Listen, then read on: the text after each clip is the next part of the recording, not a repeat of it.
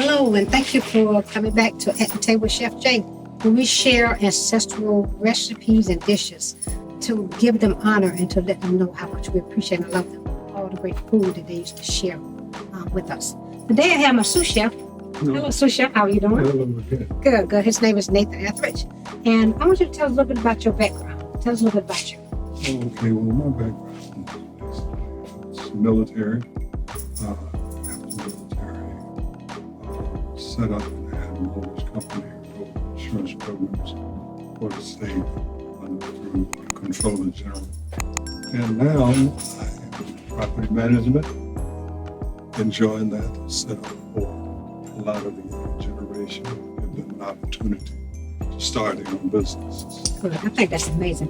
To elevate our young people to have their own business, we're supportive for them to have their own space. I think that's great. And so the name of your business is?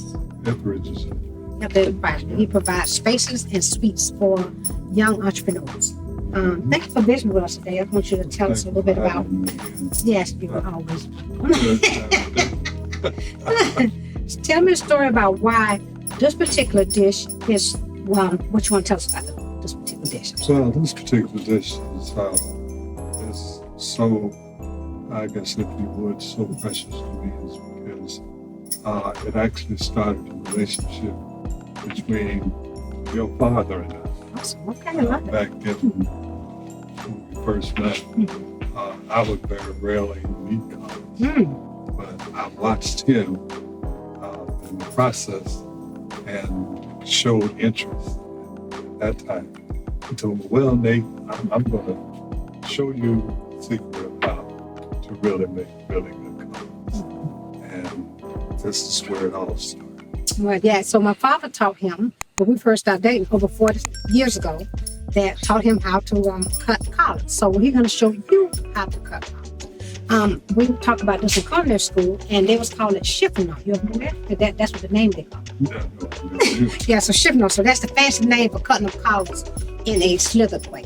Okay, so you want to demonstrate us and tell us what you're looking for when you go to the grocery store when you buy collards. Okay, What you're really you're looking for collards. What I look for is the collar to be clean. Sometimes you find different little insides in that. So you want to keep that up. That was one of the things your dad, he was so careful about. He would clean his, he would always take a cloth. And I had not ever seen where they would take the cloth and wipe the collars on both sides before they would even cut the way. So that's one of the memories. Things Right. So that's one of the memories I did have with my dad. He was very clean when it came to school. So that's what I want to encourage you to make sure you clean around your food. Now, other guests, she was very clean. I like that. I like people to come in the kitchen and very clean about the food because you're going to be ingesting and enjoying it. So you want everything to be nice and prepared. So I want you to show us how did he teach you how to cut collards? Okay, what I have been accustomed to, which I didn't really care that much about eating collards at that time, was the way that they were cut prior to learning the way he cut. They were in larger sections. But he told me that the best way to eat collards and the best way to cut them would be like shoestring. That's what he would always call it. Cut them in the size of a shoestring, shoelace. Yeah. And he would always cut them about this thin. That is beautiful. I had not seen that before. Just the appearance of it looked better already than what I had been accustomed to. Look how beautiful that is. So I was more cabbage. But then after him, he introduced me to collards. I would say again, then this is what I've learned, from being with him. This particular collard is just clean all the way through. Mm-hmm. And I never knew that you would need to wash your collards 3 times before you would even cook them. He was very clean when it came to collards. So that's a big difference from that Mm-hmm. to this. That's a big difference, okay? So we're going to encourage you to cut your collars in the chiffonade, the fancy way of saying cut your collars thin like a shoestring. Thank you for coming, and we're going to be at the table where we're going to be enjoying a bowl of collars that you have cooked. Sure. And he is the one that cut the collars up at our home. So I want to thank you for coming and joining me this evening. Thank you, Mr. Nate. All right, thank you. Welcome back to At the Table with my sous chef, Mr. Nate Etheredge, where he showed us how to chiffonade collard greens, which my father taught him probably 39, 40 years ago. So I just want to give honor to my father, Mr. Nathan Wars. He was a farmer, and he also empowered us with so many skills. And one thing he did empower me with is being a hard worker, and I'm thankful for that. I'm not lazy. Okay? So we did, Mr. Nathan, he took some collards. So you want to tell us something about what you did with the collards? Well, basically, the biggest thing was their game, as I mentioned, is to clean the collards. You have to be very, very careful in doing that. You inspect the collar that's prior to when you buy it, Okay. so that you'll know what you have. Here recently, I've not found collars that require a lot of work at one time. Now, they seem like they come from the factory or from the farm a whole lot in better shape. But basically what we did was we cleaned the collars, we washed them on both sides, and then we cut them, and then we will put them into a strainer, and we wash the collars from there.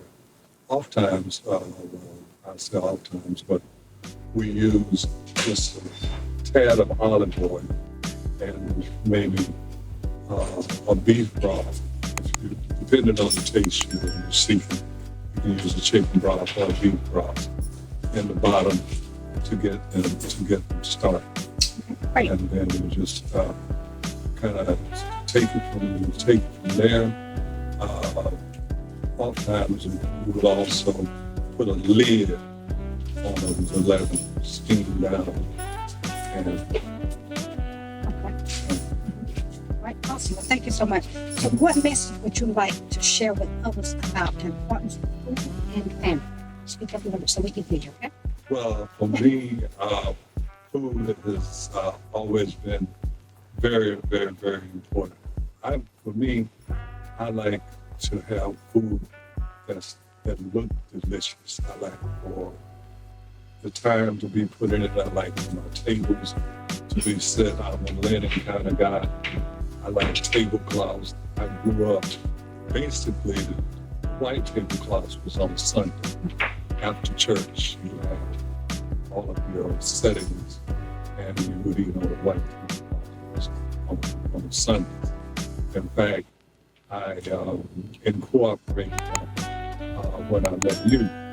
That was on Sunday afternoons after church. You'd always find a restaurant that had the linen and the tablecloths, and we cared to. So that was very important. Yeah, that's good. So food and family is very important to him because a lot of times we get together with the family, with the children, and with my mother-in-law, and we just have a good time. And he loves cooking in the kitchen, so that's why he's the best sous chef it is out there, okay? Well, I'm going to try your collards, and we paired it with a blue flower tea, okay? So that's why it's blue. These collards look really, really good. Very good. Anything you want to add while I chew? Yeah, the size of Okay. their game.